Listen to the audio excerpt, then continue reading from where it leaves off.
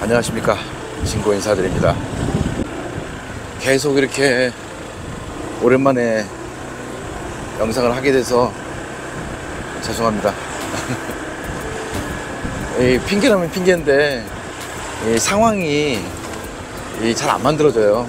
그리고 뭐 다 말씀드리겠지만 제가 해외여행 하면서 경비 문제도 그렇지만 이렇게 와가지고 땀을 흘려서 버는 이런 재미도 좀 좋아하고, 그래서 자꾸 이렇게 오잖아요. 1년에 뭐 한두 번 정도. 근데 이제 안 될 것 같아요. 이 오토바이 타면서 일하는 건 안 될 것 같아요. 그 전까지는 재밌게 벌었어요. 벌 만큼 벌었다는 거죠. 또 와서 이렇게 근로장려금도 신청하고 나가고 하면은 또 그게 또 뭐 8월달 막 9월달쯤에 또 들어오고 하니까 저처럼 이렇게 소소하게 생활을 하는 사람한테는 또 부족하지가 않아요, 나름. 근데 이 수입이 반도 안 돼요, 지금. 와, 나 진짜 놀랬어. 그러니까 처음으로 열심히 해도 안 된다는 거 있죠. 열심히 해도 안 돼. 야, 정말. 그래갖고 지금 한 달이 좀 넘었거든요. 아, 그냥 떠나려고요. 안 되겠어요. 다른 걸 다 떠나서 그냥 시간 낭비 같은 느낌 있잖아요. 이렇게 와 있는 게. 돈 버는 재미도 없으니까. 추워. 어제까지 엄청 더웠는데 또 추워, 오늘. 그래서 지금 막 생각도 많고 그런 게 바로 상황이라는 거죠. 제가 또 긍정의 아이콘이잖아요. 막 웃으면서 영상 찍고 또 그런 거 보시면서 나름 또 대리만족도 하시고.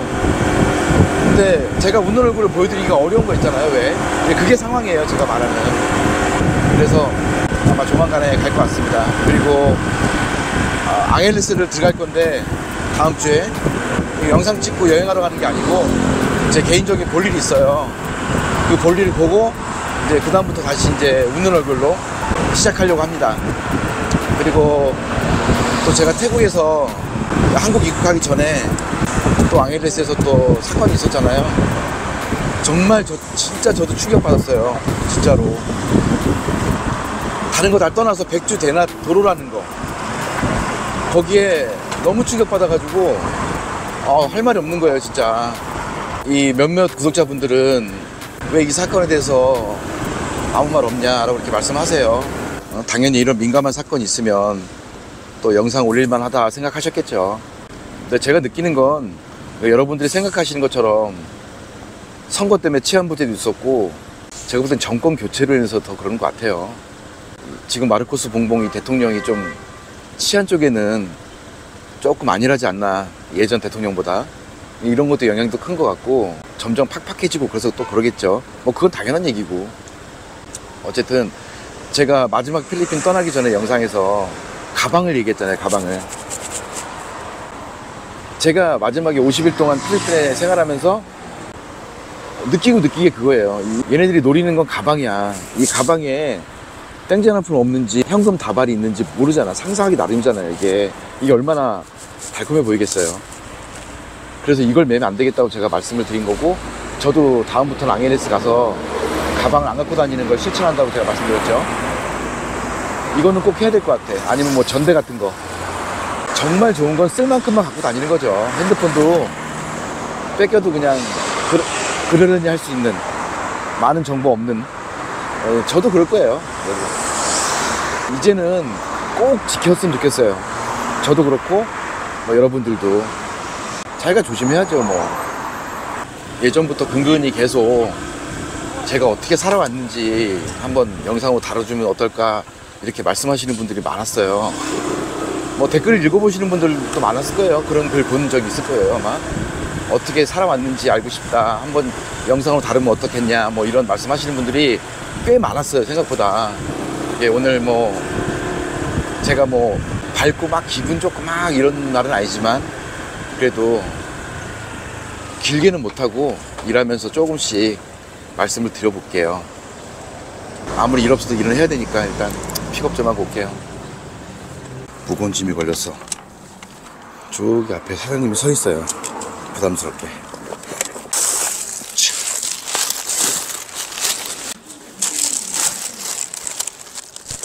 아이고,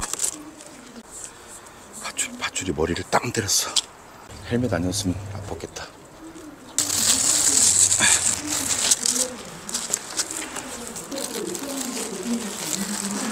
감사합니다.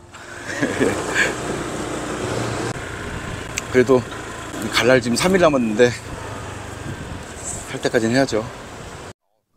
하나 또 잡았어요. 그래도 네, 저는 2011년도에 필리핀을 처음 갔고, 가게 된 계기는 제가 부천에서 자동차 튜닝샵을 했어요. 친구하고. 카오디오 뭐 이런 거 있죠, 뭐 엔진 튜닝 이런 거. 제 친구는 카오디오 파트, 저는 튜닝 파트. 그래가지고 이제 제 손님들이 뭐 대부분 자동차 동호회 분들, 그렇게 열심히 가게를 운영했었죠. 물론 뭐 크게도 아니고 화려하지도 않아요. 그래도 남부럽지 않게 벌었고 아주 좋았습니다. 나름 차도 개성 있게 이쁘게 꾸며서 타고, 동호회 활동도 하고, 모임도 하고, 드라이빙도 하고.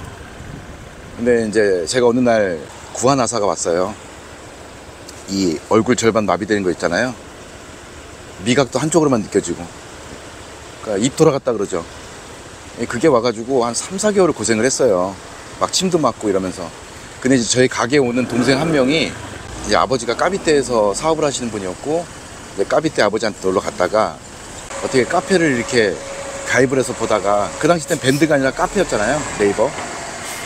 필리핀 앙헬레스라는 곳을 알게 돼가지고 거기서 조금 놀다 오더니 너무 즐겁다고 와서 막 얘기를 하는 거예요. 같이 가자고. 전 여권도 없었고 비행기도 안 타봤었죠. 그래서 저는 그때 3개월 가까이 집에만 거의 있으면서 뭐 사람 만나는 게 꺼려지잖아요. 얼굴이 그러니까. 이렇게 혼자니까 마음이 너무 막 슬프고 막 그런 거 있잖아요. 아무도 날 돌봐줄 사람이 없고. 그래서 베트남, 중국 이제 이런 데를 막 검색하면서 국제결혼 뭐 이런 것도 막 보고, 그렇게 이제 하루하루를 보냈죠. 시간을. 이 얼굴 다 나으면 베트남이나 중국 중에 한 군데를 놀러 가야겠다. 나도 해외여행이라는 걸 한번 해봐야겠다. 근데 이제 그때쯤에 와서 동생이 그렇게 해서 따라가게 된 거예요. 근데 가자마자 3일 정도 만에 살고 싶다는 생각이 드는 거예요. 내 한국에 있는 모든 걸 버리더라도 살고 싶다는 생각이 드는 거예요. 막 못 참겠는 거야. 또 가정도 없고 그러면 더 쉽게 결정하잖아요. 그래서 무작정 그냥 한 3번 정도 왔다 갔다 하다가, 그리고 거기서 자동차 공업사 같은 걸 하고 싶어서 이제 계획을 했죠. 싹 정리하고. 뭐 손해보더라도 정리 다 했지. 막 부푼 꿈이 생기니까. 그래가지고 있다 보니까 이제 여러 말을 듣게 되잖아요. 사업을 하든 뭘 하든 살던 1년 동안 아무것도 하지 말고 언어 배우고 시장 파악하고 뭐 사람 조심하고 뭐 이런 거 있잖아요. 그런 걸 이제 교육을 받았죠. 거기 먼저 사시는 분들한테. 그래서 저는 이게 하지 말라는 걸 잘 안 해요. 성격이. 이게 좋게 말하면 좋지만 또 나쁘게 말하면 나쁜 것도 있어요. 뭔가 이렇게 남자답게 확 지르고 이런 걸 못하는 거죠. 그래서 기회가도 잡지도 못하고 소심하고 생각 많고, 이게 제 단점이에요. 제가 볼 때는. 네, 그렇게 1년을 살면서 돈이 막 써지는 거예요. 근데 그 당시 때는 지금보단 그래도 좀 막 벌고 그랬으니까 막 썼죠. 저도 그때 물가 별로 이렇게 안 비쌀 때인데도 돈이 막 써지는 거예요. 그냥 1년을 살면서 이제 좀 뭘 좀 해볼까 할 때 돈이 없는 거예요. 아마 이런 분들도 막 있을 거예요. 남들 말 듣고 1년을 그냥 현지 경험 쌓으면서 쭉 살았더니 돈이 없는 거야. 막상 뭘 하고 싶은데. 영어도 조금 이제 할 줄 알고 막 하니까 자신감이 막 붙을 때, 그래가지고 한국은 가기 싫고 여기서 뭔가를 해보고 싶고 살고 싶고, 이제 이걸 못 이기겠는 거죠. 제 자신을 못 이기는 거죠. 그러고 좀 있다가 저는 이제 뭐 누구처럼 뭐 사기당하고 뭐 이렇게 망가지고 막 이런 건 다행히 없었어요. 그러면서 이제 아는 분들한테 뭐 일일 가이드도 한 번씩 해서 용돈벌이도 하고 최대한 이 사는 걸 낮췄죠. 방도 막 10만원짜리 우리나라 돈. 그리고 항상 오토바이나 차가 있는데 저는 이상하게 그런 고집이 생기더라고요.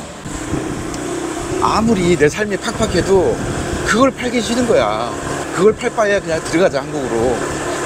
내가 지금 배우 후 궁핍하다고 해서 이 차를 팔고 뭐 한다고 해서 그게 막 해결되는 건 아니거든. 그럼 그 다음 달은 또 어떻게 할 거야? 그렇잖아요. 그래서 그렇게까지 되면 나는 그냥 포기하고 들어가자. 이거 하나만 좀 갖고 올게요. 이번에는 가벼운 건데요.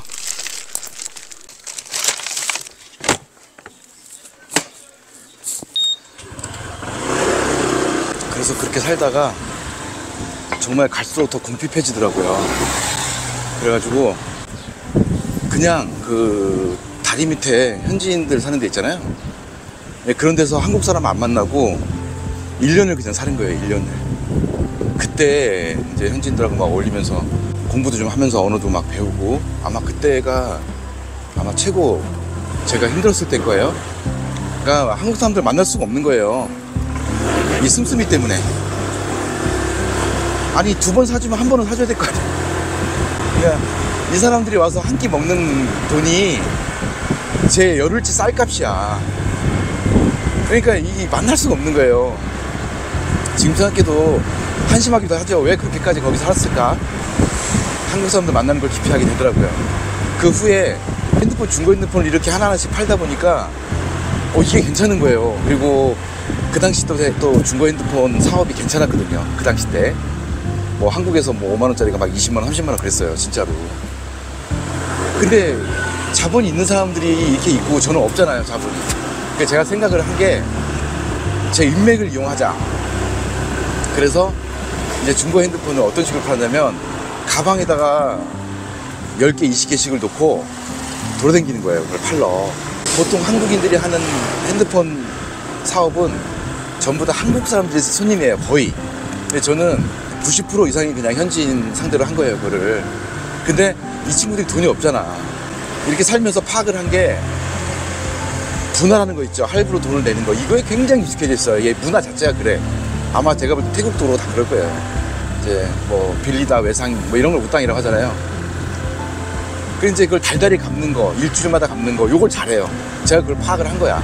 현지촌에 살면서 다 그렇게 해서 사요. 뭐든지. 심지어는 오토바이만 할부가 아니라 이 헬멧도 할부로 사요. 예를 들어서 이 헬멧이 1000페소다. 그럼 이거를 바로 주고서 못 사는 사람도 많아요. 이것도 뭐 150, 100 이렇게 갚는 거예요. 헬멧도. 그래서 제가 이제 그렇게 해서 한 거예요. 그래가지고 이자 택으로 조금 올려받은 거지. 할부니까 금액보다 좀 더 위로 받게 돼 있잖아요. 그래서 이제 외상 장부를 만들었죠. 근데 이게 이제 소문이 나기 시작하는 거야. 한국인 한 사람이 핸드폰을 외상으로 파는 사람이 있다. 이게 소문이 난 거야. 근데 이제 그 소문 난 곳이 전부 다 바예요. 바. 뭐 워킹 스트리트 안에 있는 바 있잖아요. 그리고 이제 그 당시 때 바를 운영하던 뭐 형님, 친구, 뭐 동생들 많아가지고 제가 얘기를 했죠. 들어가서 장사 좀 할 수 있게 해달라고 하니까 아무 때나 너 와서 하래. 그래가지고 또 마마상들하고 친해져가지고 이제 그 마마상들이 보통 자기 아가씨들을 막 데리고 있잖아요. 많은 막 20명, 30명 데리고 있고. 그 마마상들하고 친하니까 되는 거야, 이게. 그리고 생각보다 잘 안 도망가요. 그 얘기를 많이 물어보더라고. 야, 그 애들 뭘 믿고 핸드폰을 외상으로 줘. 근데 안 도망가요, 잘. 50명이면 한 2~3명 정도 말썽 부리고 안 도망가요. 그래갖고 이제 거기서 좋아진 거예요, 좀씩. 뭐 좋아졌다 해봐야 한국하고 비교가 안 되고. 근데 확 좋아진 거예요, 삶이. 나름. 그러면서 더 이제 현지인들하고 교류도 활발해지고 인맥도 좋아지고. 그러니까 페이스북에 막 4천 몇 명이 다 이제 그런 막 친구들이고 그래요. 그래서 그렇게 해서 한 4년을 장사를 하다가 좋은 일들도 많았어요. 뭐 일자리부터 이렇게 아는 사람이 많았으니까 나름 기회가 되게 많았는데도 제가 그거를 왜 거절했는지 모르겠어요. 그냥 거절하고 2019년도에 그냥 접고 들어온 거예요, 한국을. 그때는 뭘 해도 돈을 잘 벌 때예요, 제가 기억하기에. 그냥 이 오토바이만 타도 4~500씩 벌었어요, 진짜. 거기서 버는 거랑 비교가 안 되니까 아무 생각하지 말고 1년, 2년만 열심히 벌고 다시 오자 하고 이제 그냥 짐을 싸서 온 거예요. 철수를 한 거예요. 그렇게 철수 안 해도 되는데 그냥 철수한 거예요. 그래 와서 돈도 열심히 벌면서 이렇게 있는데 팬데믹이 와서 3년 가까이 갇힌 거죠, 한국에. 그래서 팬데믹 끝나고 다시 짐을 싸서 산다고 갔는데 갑자기 자꾸 태국에 가고 싶어. 그 태국을 갔더니 또 필리핀에 정착을 하고 싶지가 않아. 그러니까 거기서 마음이 걸친 거예요, 양쪽에. 걸치고 또 팬데믹 기간 한국에 쭉 있으면서 적응이 된 건지 또 한국을 또 아예 안 가는 것도 싫은 거예요, 또 자꾸. 그러면서 여기까지 온 거예요. 또 유튜브도 하게 됐고 마침.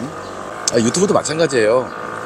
유튜브도 욕심 없어요. 저 그냥 예전에 뭐 밴드나 뭐 이런 거 있잖아요. 막 이 동아리 같은 거 같은 취미를 가진 사람끼리 막 이렇게 소통하고 공유하고 같이 즐거워하고 막 이런 느낌으로 이렇게 하면서 비행기 값 정도만 벌면 되지 뭐. 저는 이 생각을 했어요. 제가 언제 잘 아껴 쓰니까. 근데 이제 이게 생각보다 제가 꾸준히 열심히 안 하는데도 너무 잘 되는 거예요. 그리고 막 좋은 분들 많이 막 구독해 주셔가지고 막 도움도 주시고, 제가 저에 대해서 다루라고 막 할 때도 제가 계속 그걸 외면했던 이유가 여행 영상인 줄 알고 이렇게 들어왔는데 자기 얘기하고 있네? 하면서 쏙 나가버리고, 저 같아도 나가요. 이게 클릭했다가. 이런 것 때문에 말도 안 됩니다. 어떻게 제 얘기를 합니까? 라는 마음으로 생각 안 했었죠, 영상. 또 생각이 나서 이렇게 또 제 얘기를 하게 됐습니다. 하여튼 이제 이 오토바이 배달은 저한테는 아니에요. 끝났어요. 이것 때문에 포기하고 한국 온다는 건 가치가 없어요. 쉽게 말해서. 제가 아무리 거기서 풍족하게 있지 못해도 여기서 있는 게 시간이 아깝다는 생각이 들 정도면 좀 다른 생각을 좀 해야 될 것 같습니다. 네, 하루 일과를 마치고 들어왔습니다. 들어오고 나니까 막 비가 오는데요. 운이 좋은데요. 제 얘기를 너무 많이 해서 좀 부끄럽네요. 그냥 저렇게 살아온 사람도 있구나 하면 가볍게 그렇게 들어주셨으면 감사하겠습니다. 또 출국할 때도 또 영상을 찍어서 또 업로드 하겠습니다. 네, 환절기 감기 조심하시고요. 다음에 또 인사드리겠습니다. 오늘 시청 감사드립니다.